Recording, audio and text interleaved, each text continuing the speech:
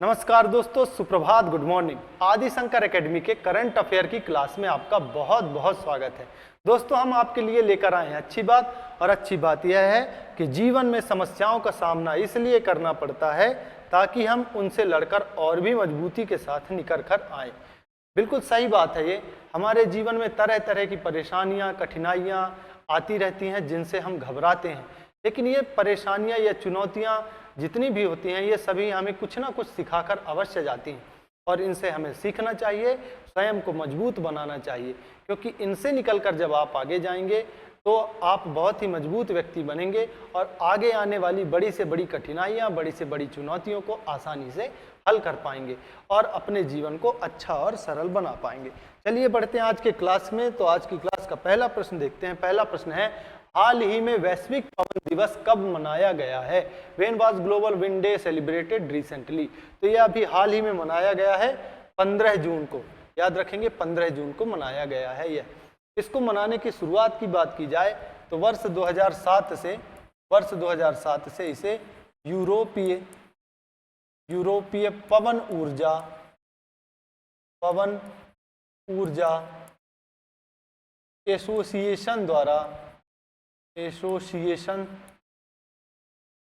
Association द्वारा मनाया जाने लगा था वर्ष 2007 से। यूरोपीय विंड एनर्जी एसोसिएशन UWEA द्वारा इसे वर्ष 2007 से मनाया जाने लगा था। लेकिन वैश्विक स्तर की अगर बात करें तो इसको वैश्विक स्तर पर मनाए जाने की शुरुआत वर्ष 2009 से किसने की थी? ये की थी GWEC, global wind energy council ने की थी। यानी कि ग्लोबल विंड एनर्जी काउंसिल द्वारा इसको वैश्विक रूप से मनाया जाने लगा था। ग्लोबल विंड एनर्जी काउंसिलिंग द्वारा इसको मनाया जाने लगा था वर्ष 2009 से। 2009 में इसमें बहुत काम किया गया और इसको वैश्विक रूप से पहचान दिलाई गई। और ये जितनी भी पवन ऊर्जा होती हैं या सौर ऊर्जा होते हैं, ये सभी ऊर्जा के नवीकरणीय संसाधन कहलाते हैं। इसका मतलब यह है कि इनको उपयोग करने से किसी भी तरीके का प्रकृति का क्षय नहीं होता और साथ ही साथ इसमें किसी भी तरह का प्रदूषण नहीं होता। अगर भारत के संबंध में इसकी बात की जाए तो भारत अभी हाल ही में रिपोर्ट आई है, तो भारत जो है विश्व का चौथा सबसे बड़ा पवन ऊर्जा उत्पादक देश बन गया है। भारत विश्व का चौथा सबसे बड़ा पवन ऊर्जा उत्पादक देश है। पवन ऊर्जा उत्पादक देश बन चुका है। ये आपको याद रखना है कि जो भारत है अब विश्व का चौथा पवन ऊर्जा उत्पादक देश बन चुका है, सबसे बड़ा। जो कि पहले इसकी क्षमता थी 46.42 गीगावाट थी, जो कि अब बढ़कर हो गई है 51.5 गीगावाट। और इस बढ़ोतरी के साथ ही भारत जो है विश्व का चौथा सबसे बड़ा पवन ऊर्जा उत्पादक देश बन गया है। ये तो हुई पवन ऊर्जा की बात। भारत सौर ऊर्जा में भी बहुत अच्छा काम कर रहा है। तो भारत सौर ऊर्जा क्षमता भारत की कितनी है? तो भारत की सौर ऊर्जा क्षमता अब बढ़कर 100 को पार कर गई है और अब 110.83 गीगावाट क्षमता हो गई है, गीगावाट। और भारत जो है अब सौर ऊर्जा में भी बहुत तरक्की कर रहा है, बहुत ही अच्छा काम कर रहा है। तो सौर ऊर्जा की क्षमता 110.83 गीगावाट है और पवन ऊर्जा की क्षमता अब बढ़कर 51.5 गीगावाट हो गई है। और भारत विश्व का चौथा ऐसा देश बन गया है जो कि पवन ऊर्जा सबसे ज्यादा उत्पादित करता है। चलिए बात करते हैं अगले प्रश्न की। तो अगला प्रश्न है, हाल ही में इसरो ने उत्तर प्रदेश में कहां रॉकेट प्रक्षेपण का सफल परीक्षण किया? Where in Uttar Pradesh has ISRO recently successfully tested rocket launch? तो ये जो है उत्तर प्रदेश के कुशीनगर में यह जो प्रयोग है किया गया है इसरो के द्वारा। बात करते खबर की, तो इसरो ने कल उत्तर प्रदेश के कुशीनगर में रॉकेट प्रक्षेपण का सफल परीक्षण किया। उत्तर प्रदेश में इसरो का यह पहला परीक्षण है। यह परीक्षण भ्रष्ट टेक इंडिया लिमिटेड के सहयोग से किया गया है और यह बहुत ही सराहनीय कदम है कि उत्तर प्रदेश में भी ऐसे रॉकेट का जो परीक्षण किया जा रहा है उत्तर भारत में। नहीं तो पहले आंध्र प्रदेश या बेंगलुरु में ऐसे प्रक्षेपण होते थे या फिर राजस्थान के कुछ इलाकों में होते थे, लेकिन अब उत्तर प्रदेश में भी ऐसी टेस्टिंग की जाने लगी है। चलिए बात करते हैं इसरो की। तो इसरो जो है भारत की अंतरिक्ष एजेंसी है जो कि अंतरिक्ष के क्षेत्र में अनुसंधान का कार्य करती है। ठीक है, इंडियन स्पेस रिसर्च ऑर्गेनाइजेशन इसका पूरा नाम है। बात करते हैं इसरो की, तो इसकी स्थापना की अगर बात की जाए तो इसरो की स्थापना जो हुई थी वह हुई थी 15 अगस्त वर्ष 1969 को। 15 अगस्त वर्ष 1969 को इसकी स्थापना हुई थी। और इसके मुख्यालय की बात की जाए तो इसरो का मुख्यालय है बेंगलुरु में। याद रखेंगे इसरो का मुख्यालय कहाँ है? बेंगलुरु में इसका मुख्यालय है। ठीक है, और इसके अगर प्रमुख की बात की जाए तो इसरो प्रमुख इस समय है वी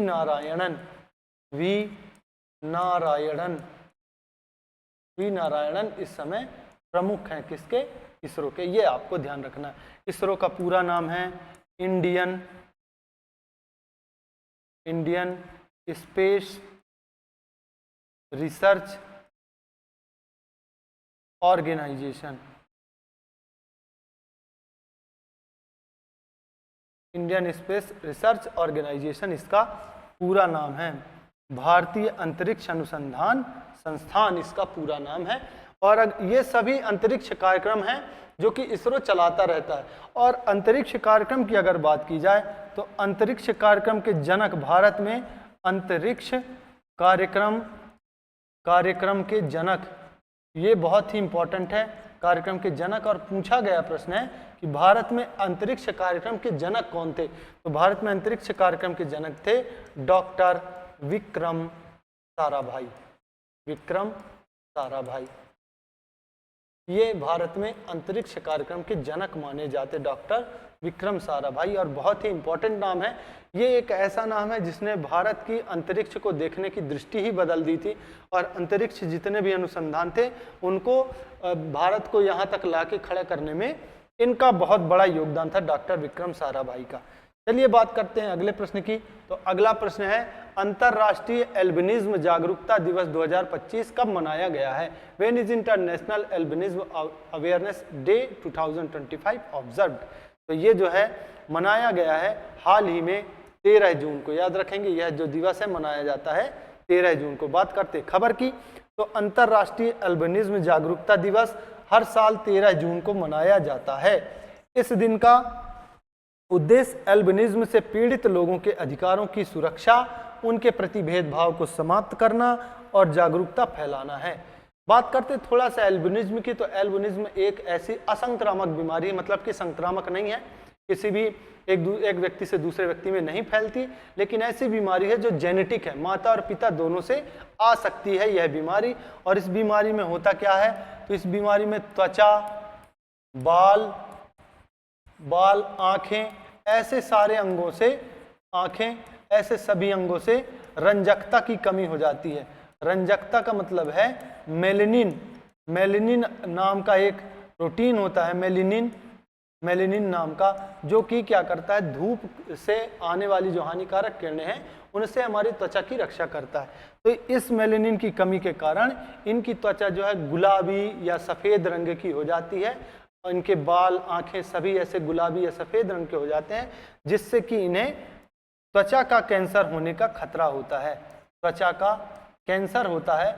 और औसतन लोग ऐसे जो लोग होते हैं लगभग 35 से 40 वर्ष के होते हैं और इन्हें त्वचा का कैंसर हो जाता है ना। तो ये ऐसे जितने भी लोग हैं जो ऐसे रोग से पीड़ित हैं, एल्बिनिज्म से पीड़ित हैं, उनके लिए यह दिवस इसलिए मनाया जाता है ताकि उनके अधिकार सुरक्षित रह सके, उन्हें सामान्य नागरिकों की तरह अधिकार मिल सके, उनके प्रति जो भेदभाव है वह भेदभाव को कम किया जा सके।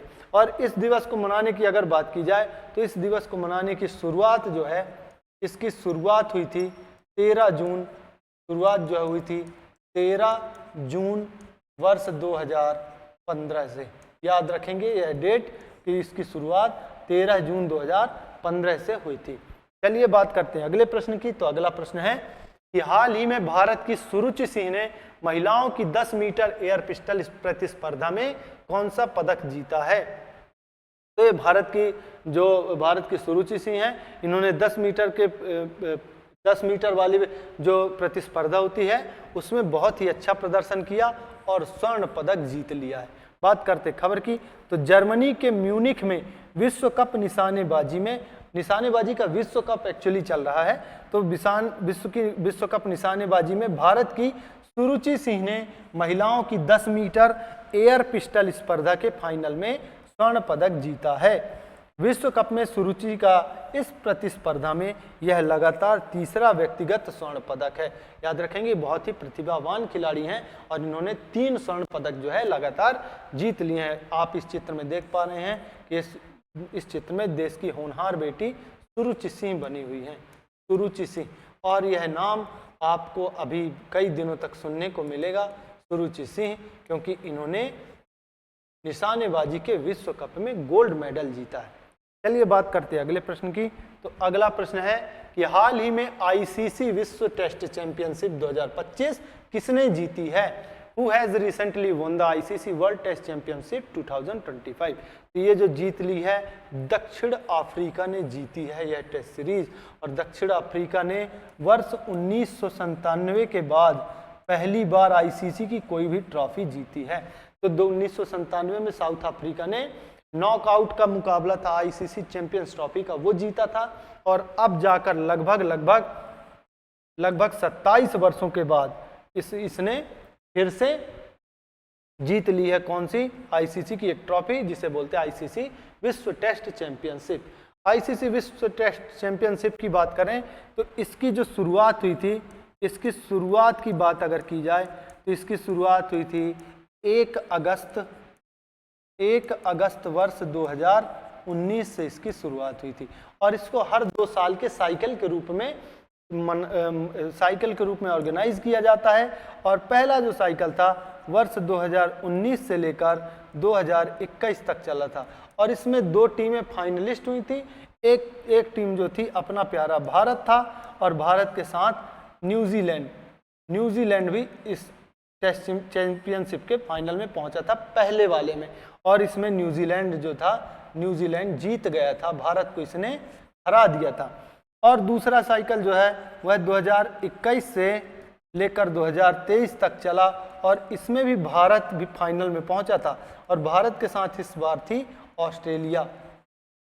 ऑस्ट्रेलिया थी।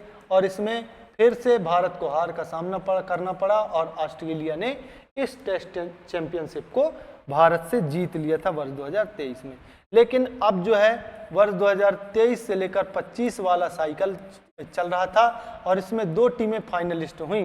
पहली टीम जो थी वह ऑस्ट्रेलिया थी और दूसरी टीम जो थी वह थी साउथ अफ्रीका।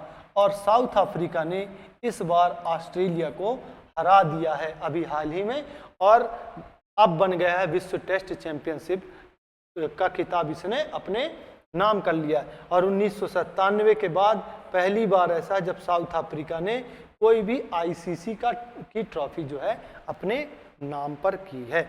और देख सकते हैं आप कि ये जो हैं साउथ अफ्रीकन खिलाड़ी हैं जो कि आईसीसी विश्व टेस्ट चैंपियन बन चुके हैं। चलिए बात करते हैं अगले प्रश्न की। तो अगला प्रश्न है हाल ही में भारतीय सेना ने किस स्वदेशी VTOL ड्रोन का सफल परीक्षण किया है? Recently the Indian army has successfully tested which indigenous VTOL drone. तो ये जो ड्रोन है इसका नाम है रुद्रास्त्र नाम रखा गया इस ड्रोन का। यह पूरी तरीके से स्वदेशी ड्रोन है जो कि मानव रहित एक ड्रोन है और हमला करने के लिए यह बहुत ही अच्छा माना जाता है। चकमा दे देता किसी भी रडार सिस्टम को और हमला कर देता। बात करते खबर की। तो भारतीय सेना ने रुद्रास्त्र नामक स्वदेशी ड्रोन का सफल परीक्षण किया है। यह एक वीटॉल ड्रोन है, यानी यह हेलीकॉप्टर की तरह ऊपर उड़ सकता है और विमान की तरह लंबी दूरी तय कर सकता है। वीटॉल का मतलब यह हुआ कि जैसे हेलीकॉप्टर एक ही जगह से वहीं से उड़ सकता है, किसी भी रनवे की ज़रूरत नहीं पड़ती या किसी भी उसको गति की ज़रूरत नहीं पड़ती, वहीं से उड़ सकता है और वहीं पर आकर बैठ सकता है। इसी तरीके से ये जो वीटॉल ड्रोन है ये भी वहीं से उड़ सकता है और वहीं पर आके लैंड भी कर सकता है और यह लंबी दूरी तक जा भी सकता है। इसके बारे में थोड़ा सा बात करते हैं। तो इसका जो परीक्षण किया गया है अभी हाल में, इसका परीक्षण किया गया है पोखरण से। हाँ, यह वही पोखरण है जहाँ पर भारत ने अपना परमाणु परीक्षण किया था। पोखरण, इसका परीक्षण पोखरण से हुआ है। इसके अगर रेंज की बात की जाए, इस ड्रोन के रेंज की बात की जाए तो यह लगभग 170 किलोमीटर तक की दूरी तय कर सकता है। और अगर इसके उड़ान की बात की जाए, उड़ान समय की, तो यह लगभग 1.5 घंटे की उड़ान भर सकता है। 1.5 घंटे तक यह उड़ सकता है बड़े आराम से।